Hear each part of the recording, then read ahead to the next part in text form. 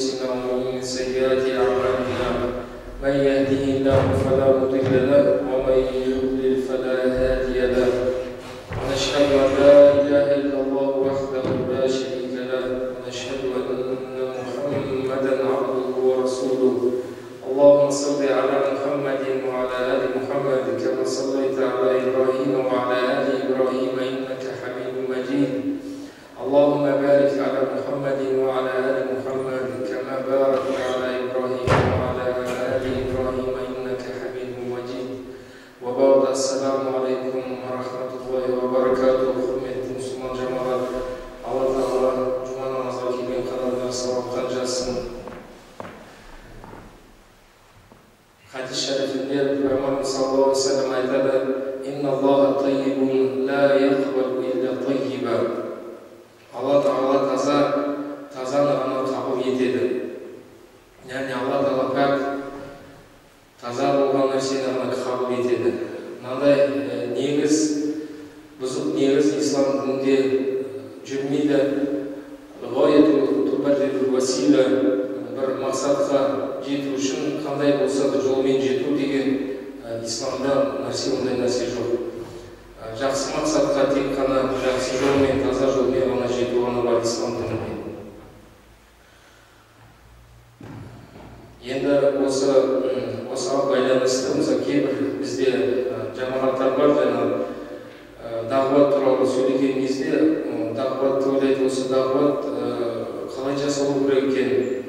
Жалпы дағуат туралы Алла Таала Құран кәрімде айтады: «Уд'у иля сабили раббика бил хикмати вал мау'изати хасана важадилхум биллати хия ахсан». Оларды Раббының жолына хикметпен, даналықпен, көркем уағызбен шақыр, және пікір талассан, біреулермен пікір талассан, ең көркем түрде пікір талас. Ең көркем түрде уағыз көркем болса, пікір таласқандан да ең көркем түрде болу керек. Және дағуатты екі түрге бөледі. Екі түр дағуат бар. Бір дағуат адамдарды Аллаға шақыру, дінге шақыру, намазға, иманға шақыру. Бұл бір дағуат түрі болса, екінші дағуат түрі дағуату филля. Аллаға келген, намазға келген, намазға жығылған, иман келтірген адамды дінді дұрыс ұстауға, дінді ұстап шектен шықпауға, көп сауап жинауға, дін ұстаған кезде күнә жасамай, исламға жаман көрсетпей дінді, осының бәрін жаңа екінші дағуаттың түрі. Сондықтан оны басқаша да айтады, дінге мұсылман кәлиманы айтады, ла иляха илlalloh Мұхаммад Расулулла, иман келтіреді, дінге кіреді, есіктен, соның дінін сақтау деген бар. Сол есіктен қайтып шығып кетпеу деген ол үлкен амал. Сонымен мұсылман адам соңында уайымдау керек, және дағуаттың екі түрі бар. Енді бізде мына бірінші сол уағыздың басында бір нәрсені айтып кетеміз. Бұл өйткені ислам діні бізде мұсылмандар сипаттаған кезде айтады: «Вакадалика жаалнакум умматан вассата». Сендерді орта үммет еттік. «Литакуну шухада алан наси ва якуну расулу алейкум шахида». Сендер адамдарға куәлік ету үшін мұсылман үмметі, және ертең пайғамбар саллаллаху алейхи ва саллям қиямет күнінде куәлік ету үшін сендерге. Мұсылмандар егер де ортасын ұстамаса, әділ дұрыс ұстамаса, онда олар куәлік ете алмайды деген бұл тәфсир хадис аяттың мағынасы тәфсирінде осы. Ортасын ұстамаса, әділ жолын ұстамаса, ол ешқандай куәлік ете алмайды адамдарға. Мұсылмандардың осындай үлкен дәрежесін Алла Тағала айтқан: «Кунтум хайра умматин ухриджат линнас». Ең жақсы абзал үммет болғансыңдар. Адамдар үшін, адамзат үшін ең абзал үммет. Осы мұсылмандар абзалдығы, артықшылығы осы неде ортасын ұстауда. Басқа діндерден айырмашылығы исламдың мұсылманның ортасын ұстайды. Шектен шықпайды, ортасын әділ болады. Орта ұстау деген араб тілінде басқаша мағына айтқанда әділ болу. Енді мынандай бір мәселе, кейбір мұсылман бауырлар ірткі салып, өздері бір мазхаб өзіне жасап, бірақ өздері мазхаб ұстамаймыз деп сөз айтады. Бірақ шындығына өздерінше дәстүрлі емес, бөлек бір мазхаб шығарды, сүннеттерін тағы қосып, 5-ші мазхаб деп айтады ғалымдар. Сол мысалы сол мұсылман бауырлар солар айтады екен, жаңағыдай намазда тұрған кезде қолдарында кеудеге байлау керек. Намазда тұрғанда кеудеге байлаған сол дұрыс, басқасы дұрыс емес. Сол хадис, күшті хадис, сахих хадис деп осында алға тартады. Соны жаңа айтып тұрады. Енді шынымен солай ма? Солай емес па? Бұл мәселеде жаңағы ғалымдар бәрі айтып кеткен нәрсе. Біздің сүнниттің бағытында ғалымдар 10 ғасыр, 12-14 ғасыр бұрын қанша ғалымдар еңбек еткен.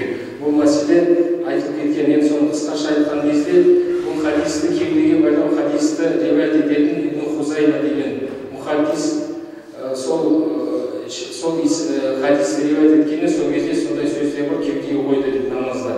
Сонда осы хадисті не дейді жаңағы ғалымдар? Оны біз білеміз, Ханафи мазхабы бұл хадисті алмады. Хамбал мазхабының ғалымдар не деді?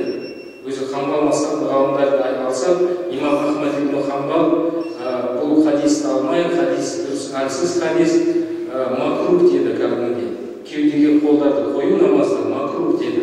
Одан кейін екінші ғалым Хамбал мазхабының бір үлкен ғалымы Ибн Қайым әл-Жаузи ол да сол макрух деді. Өйткені сол бұл хадисті зерттеген кезде бұл хадис ішінде иснадта мынандай бір кісі бар екен, Муаммед бин Исмаил. Сол Муаммед бин Исмаил иснадта риуаят жеткізетін ішіндегі бір тізімдегі бір адам, сол әлсіз адам екен. Ол туралы имам Бухари рахматуллахи айтады екен, мункарул хадис. Жаңа Муаммед бин Исмаил, оның хадисі жаман, алынбайтын хадистер.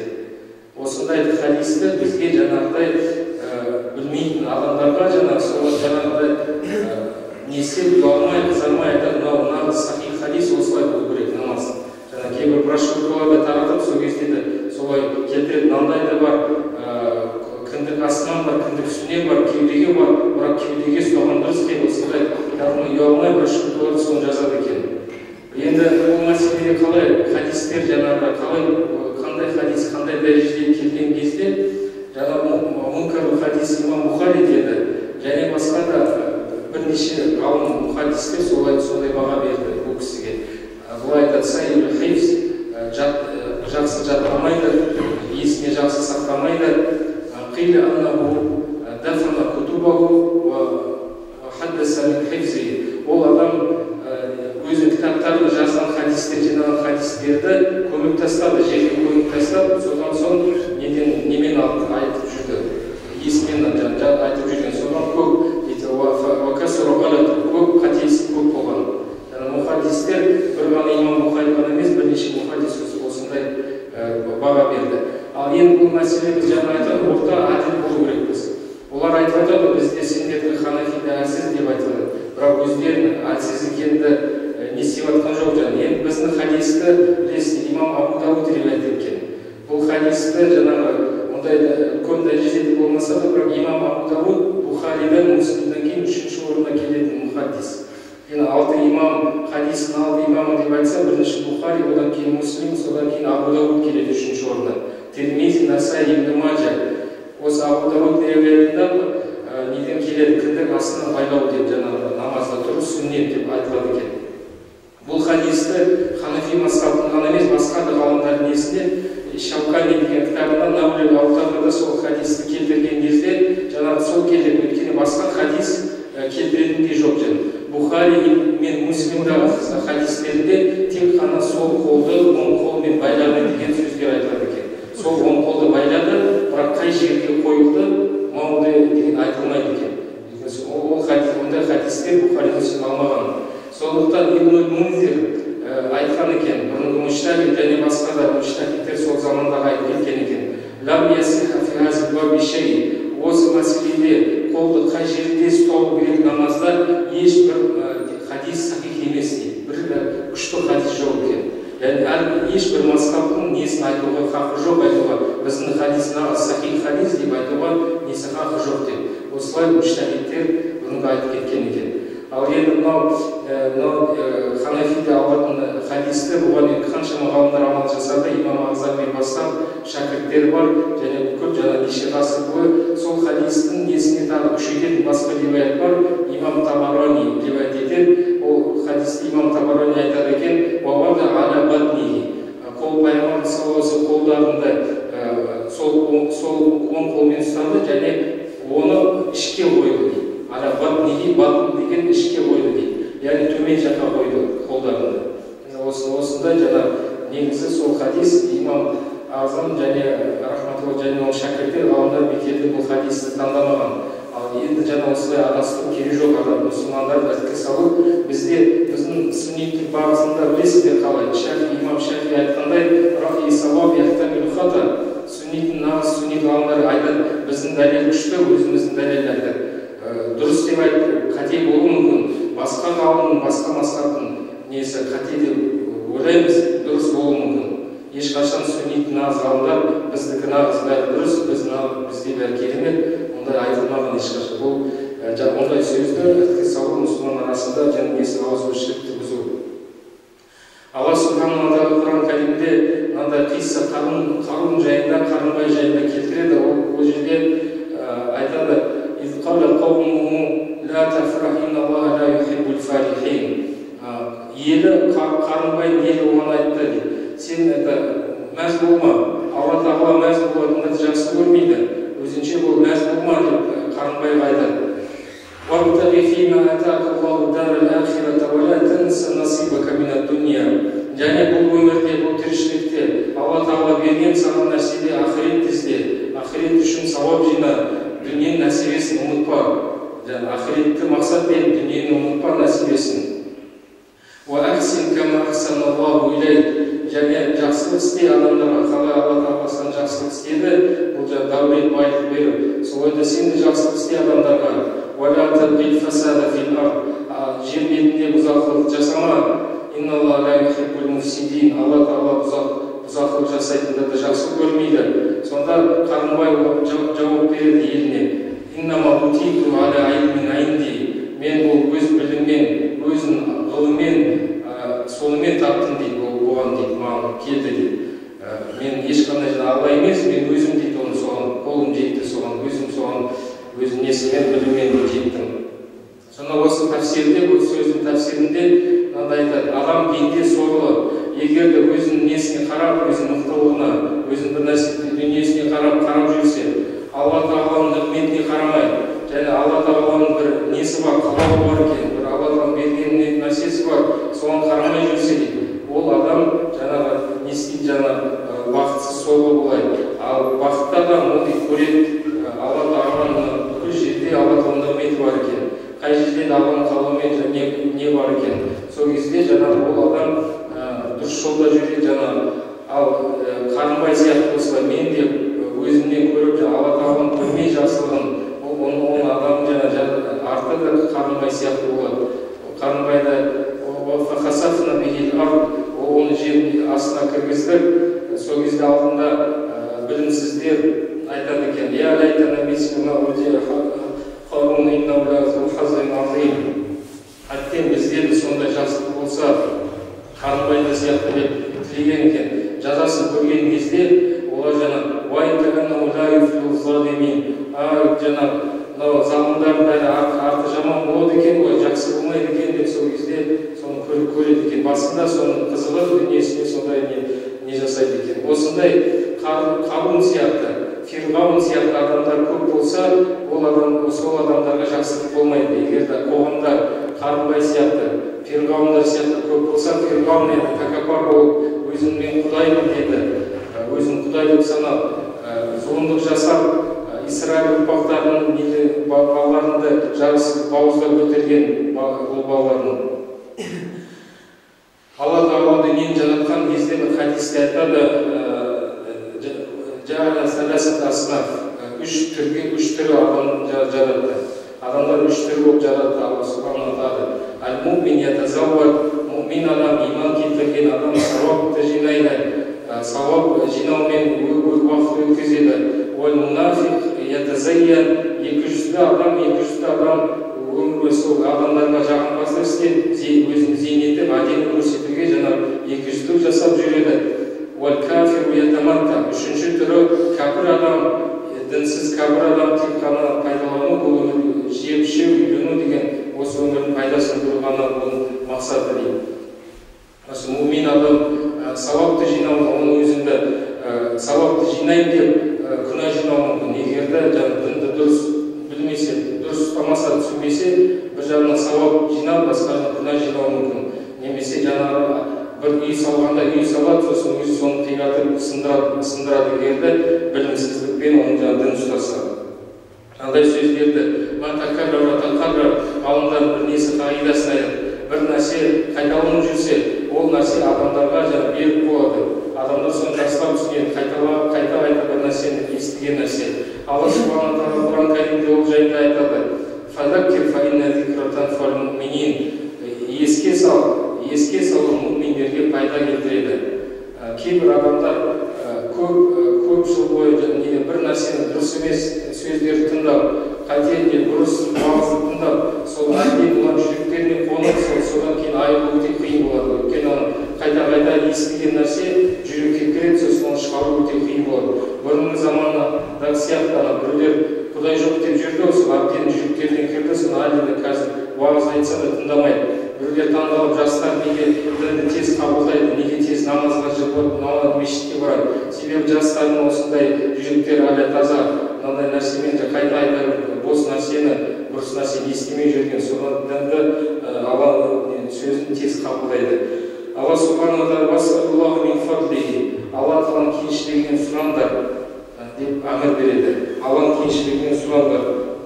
Алла тағаланың кеңшілігі бұл жаңа бір сөзінде сол тәфсирде мағынасын айтады. Бұл тауфиқ сұраңдар. Алла тағаланың жәрдемін, тауфиқты сұраңдар. Жақсы Алла тағаласы болатын амалды жасауға Алла тағаланың тауфиқ сұрауды тілеңдер. Алла тағала тауфиқ бермесе, адам пенде істеген сауабында дұрыс жасамайды, құлшылығында дұрыс жасамайды. Тәфсирді ияка нағбуду ва ияка настаин тәфсирі осы аяттың тәфсирінде саған ғана құлшылық етеміз, сенен ғана жәрдем сұраймыз. Мағынасы құлшылық етуге Алла тағала жәрдем бер. Егер де сен жәрдем бермесең құлшылық етуге біз нағыз құлшылық ете алмаймыз. Шынайы түрде қалай істеу керек, сол құлшылық жаса алмаймыз. Енді мынау дінді неде білесіздер, мынандай оны неде шарқының хадистерде айтады, бір адамдар бір нәрсені бүлдіреді, сосын басқаларға кесір дейді жамандық. Бір нәрсе жамандық істейді, қате жасайды, ол өзінде ғана емес, басқаларға жамандық етеді. Соның осы жайында Алла тағала Құран кәрімде айтады.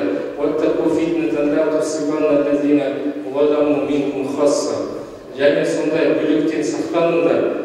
Ол бүлік өздеріне шектен шығатын зұлымдық істегендеріне ғана өздеріне ғана тимейді. Ол басқаларға да тиеді, қасындағы адамдарға жамандығы тиеді.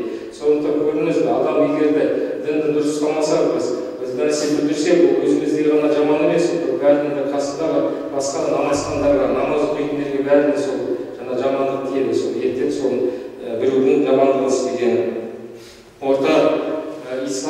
Ортаны ұстау жайында мынандай сөздерді айтады. Иж'ал шар'ака фи яминик ва ақлика фи ясарик. Шариғатты, Алла тағаланың шариғатты білім, шариғатты Құран хадис деп соны оң қолында болсын, оң қолында ұста. Ва ақлика фи ясарик, ақылды, өзінің Алла тағала берген саған ақылды сол қолында болсын. Яғни екеуі болсын, оң қолында сен шариғат болсын жаңа, екінші қолында ақылың болсын, ақыл жұмсау дейді.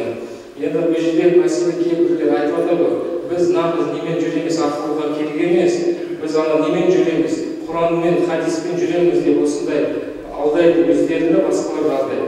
Шариғаттың ішіндегі таза Құран, хадис, шариғаттың дінінде аз ғана бөлім. Көбісі иштихад. Шариғаттың ішінде көбісі иштихад. Иштихад деген не? Иштихад ол ғалымдардың, ислам ғұламаларының жасаған еңбектері, тәфсир жасаған, шарх еткен, фикх нелер шығарған, рухани тәрбие әртүрлі көбісі шариғатты ғалымдардың несі иштихады. Сондықтан мағынасы біреу жаңа келіп айтады, мен жоқ ғалымдардың несімен жүрмеймін, мен тіке Құран хадиспен жүрсе, ол өтірік жалған сөз болады. Ондай жоқ, ондай нәрсе. Өйткені көбісі шариғат өзінде иштихад ғалымдардың несі еңбектері. Яғни бұндай адам міндет түрде ол бәрі бір ғалымдар ішінде, солар көбісі шариғат ішінде бір ғалымдардың несін иштихад алып сонымен жүреді. Яғни бізге келіп айтылса, имам Азам Абу Ханифаның несімен жүрме десе, ол өзі басқа бір ғалымдардың несімен жүреді. Жаңа ел басында айтылды ғой, дәлел қандай? Ол айтады, біз нағыз хадиспен жүремін деп кеудеге қоямын дегенде жаңа айтылды ел басында. Ол нәрсе, ондай нәрсе хадис жоқ сахих ондай. Яғни бұл ғалымдар пәтуасы бар. Бір ғалымдар пәтуа берді, анау хадисті алу керек, ол кезде кеудеге деп. Сонда жаңа басқа ғалымдар басқа хадисті алып күшті деп санайды. Сонда сен сол айтып жатқан бір ғалымдар несімен жүргені, сол сен не жасаған адам, өзіне жасаған масхабы жаңа. Ал ол масхабтың пайдасы бар ма бізге ислам үмметіне? Бұның пайдасы ешқандай болып жатқан жоқ. Өйткені ғалымдар жазады. Осындай өсімдік пайда болды соның замандарында. Өсімдік сияқты, арамшөп сияқты, олар барады айтады екен, біз нағыз сахабалар сияқты жүреміз, солардың жолын ұстанамыз деп айтады екен. Ал шындығында олар сол бүкіл сахабалардың ұстанған нәрсесін бұзып жатыр екен. Мұсылман арасында қасиетті ауызбіршілікті бұзып жатыр екен. Ислам дұшпандарының несіне соларға жұмыс істеп жатыр. Өйткені ислам дұшпандарының несі бұны жасап жатқан кезде екі мақсатпен ұйымдастырған. Бірінші мақсат ол мұсылманды бір-біріне айдап салу, біреулер таза нағыз мұсылман, біреулер алысып кеткен мұсылманмен бір-біріне қарсы қою соғыстыру. Екінші мақсат исламды жаман көрсету. Дін ұстаған адам фанат болады, дін ұстаған адам баяғы заманда жүргенде сондай болып қалады. Ал енді ханафи мазхабы ол ең көп ұстанған мазхаб естімеген адам. Бұрынғы сұлтан патшалар бар, сол ханафи мазхабты қолдап жүрген. Халықтың да көбісі соны ұстап, ресми мазхаб болып жүрген. Ханафи мазхабта бүкіл заманға мекенге халге несі жауабы бар. Мысал ретінде тағы бір адастырып жүреді жастарды. Бір нәрсені жаттап алған соны айтып жүреді. Көбісі естіген шығар осы адамдар. Айтады, ханафи мазхабты неге сендер жылқының етін жейсіңдер, ол жылқының етін жеуге болмайды деп өтірік адастырады. Өтірік жалған айтады. Ханафи мазхабта кімдер жылқының етін макрух деп жемейді? Ол арабтар, фарстар, түріктер жемейді. Өйткені олар салт дәстүр бойынша сондай олар. Бұрын исламның бұрын жылқының етін жемейді олар. Ал неге көшпенділерге келгенде ханафи мазхаб, сол кезде ханафи мазхаб бойынша жылқының етін жаңа мубах деп рұқсат етілген. Өйткені ешқандай тіке жаңағы хадис жоқ, харам деп айтатындай. Сонда көріңіз азғырып адастырады екен білімсіздікпен. Пайғамбарымыз саллаллаху алейхи ва саллям хадис шарифінде айтады: "Хайрул умури авсатуха", ең жақсы істер ол орташа болғандар. Яғни қандай амал болсын орташа болу керек. Мұсылман адам орташа амал жасау керек. Алла субхану ва тағала Құран кәрімде айтады: "Ва ал-мизан ла татгау фил-мизан". Алла тағала таразы қойды. Таразыда дұрыс өлшеу үшін, таразыда шектен шықпау үшін, таразыда әділ өлшеу керек, шектен шықпау керек. Енді осы жайында имам Аузаи, атақты муштахид, бұрынғы замандағы осы Аузаи 4 имам сияқты үлкен муштахид болған. Бірақ оның несі мазхабы мынандай жайылмаған. Өйткені оның шәкірттері белсенді болмады. Ол кезде оны сондай тек қана 4 имам емес, басқа да муштахидтер үлкен болды. Соның ішінде имам Аузаи рахматулла айтқан екен: "Ма мин амрин амара Аллаху бихи илля арада шайтану фи хаслатайни. Алла тағала бір әмір берсе, әмір етсе, мұсылманға бір амал жасау, бұл не жасауға. Сол кезде малғұн шайтан екі кедергі жасайды. Пендеге Алланың әмірін орындамауға, істемеуге екі кедергі жасайды. Оған малғұнға бәрібір қандай кедергі. Екеуін әкеп біреу істесе болды, соған екеуін істетпесе бәрібір. Әл-ғулу уәт тақсир, ауэт тақсир. Ана шектен шығарады адамды, әмір не істейсің ба, құлшылық жасайсың, не істе, бірақ шектен шығарады екен. Артық істеп, ана шектен шығып, қатты істеп жаңа бүлдіреді екен. Немесе тақсир аз кеткізеді. Көп жасама, аз кет деп істеткізеді. Яғни өзіне шайтан аз болу екен бар. Адам ортасын ұстамасын деп, не шектен шықсын, не аз істесін деп, кем істесін, көп жасамасын деп, соны малғұн шайтан азғырады екен. Және білімге байланысты өте маңызды мағлұмат. Білім табиғатының білімге айтады, бір хадистерде айтады, білім ол нұр, Алланың нұры дейді, бір ғалымдар оған күнәһарға ол нұр берілмейді деп.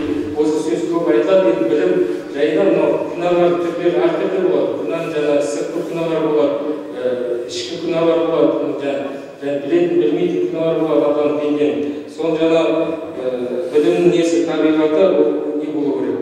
Білімде тазалық болу керек. Ешқандай мынандай пендешілік араластырып, бір жерге рия жасап, жағымпаздық жасап, ондай араласса білімге, ол жерде жаңағы бұл білімнен ешқандай несін жоғалтады, өзінің сипатын жоғалтады. Білім деп саналмайды. Егер тазалық болмаса жаңа адамдар, ол кезде білім деген жүрмейді. Сондықтан мынандай нәпсіге берген адам, ол дейді тазалық, рухани тазалық болмаса, оған дәлел айтумен ешқандай пайдасы жоқ. Өзіңді дұрыс деп санап, басқаларын артық деп ойлаған адам, оған 100 дәлел келтірсе де ол қабылдамайды. Өйткені оның несі аржағында ниеті басқа, ниеті өзіңді көтеру, басқаларды төмен түсіру. Осы жайында хадистерде байланысты айтады, кім айтса, адамдар бәрі құрды, бәрі жаман деп айтса, ол ең жаман өзі сол адам. Бір кімді заманды деп сөкпейді, заман еткен бір Алла тағаланың өзі, Алла тағала заман жаратқан. Сондықтан көпшілікке неге қарсы келетін, көпшілікті қате жамандайтын адам, ол өзі нағыз жаман адам. Осындай тазалық болмаса, ол жай ғана не болады? Нәпсіге еру, надандық ешқандай білімге жатпайды. Имам Шафиғи, Малики мазхабының атақты ғалым осы жайында да сол сөзді айтты. Жаңағы осындай егер тазалық болмаса, ойға еру болса, ол кезде дәлел, ешқандай дәлел жүрмейді, ол кезде жай ғана нәпсіге еру, ешқандай дәлел жоқ. Сондықтан дәлел жоқ дейсіз, дәлел көп бар, біреулер мойындағысы келмейді, өйткені олардың ниеттері басқа. Оның өзінде мысал ретінде сол бұрынғы ғалымдар мысал келтіреді. Бұрынғы ғалымдар олар шынайы дейді, мысал келтіреді, ихласпен Алла тағаланың разылығын ойлағанда дәлелді естіген кезде көне салады екен. Мынандай сөздерді айтады, бір мысал ретінде естімеген жаңағы бір ғалым Қади Амбали айтып кетеді екен. Бір рет ол қабірстанда жүріп, жаназада қатысып, жаназадан жерлегеннен бір мәселемен біреумен сөйлескенде екінші ғалым айтады, сізге қате осылай деп бір нәрсені түсіндіреді. Жаңағы Қади Амбали бір сағат ойланып, атының басын көтеріп айтады, сендер дұрыс екен, мен қате, мен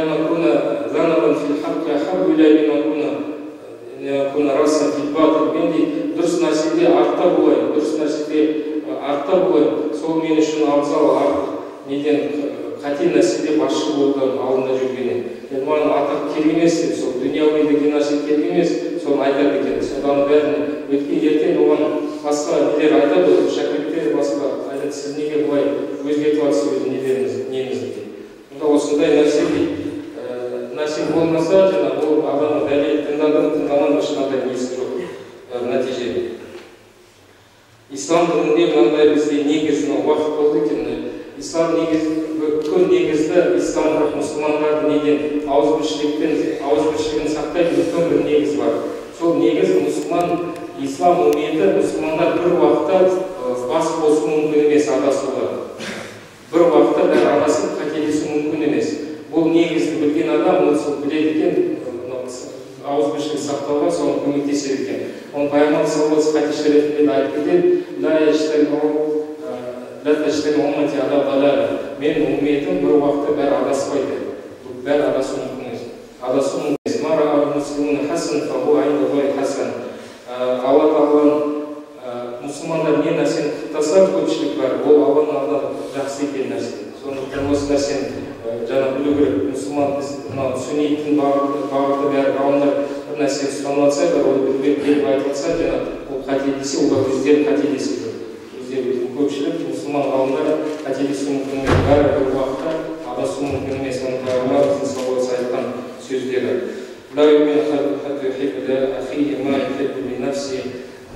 Және иман келтіру жайында, толық иман келтірмейсіңдер, өздеріне қалай жақсылық қалайды. Мұсылманның көбі солай бауырына жақсылық қаламаған шығар, иман толық болмайды екен. Сол хадисті ұмытпау керек, мұсылман адам өзіне қалай жақсылық қалайды, басқаларға сол жақсылық қалау керек. Хадистің шартына қалай өз үшін не нәрсені жек көрсе, ұнатпаса, мұсылмандар үшін де соны жек көру керек. Өзіңді жақсы көрмесе, ғайбаттаған мұсылмандар сырттан не істеген, басқа да өзіне бір жамандық болған қаламаса, сол сияқты басқа да мұсылман адамдарға сондай жамандық қаламау керек. Өзіне жақсылық қалағандай, оларға да жақсылық қалау керек. Субханакаллахумма ва бихамдика, ашһаду ан ла илаха илля анта, астағфирука ва атубу илейк.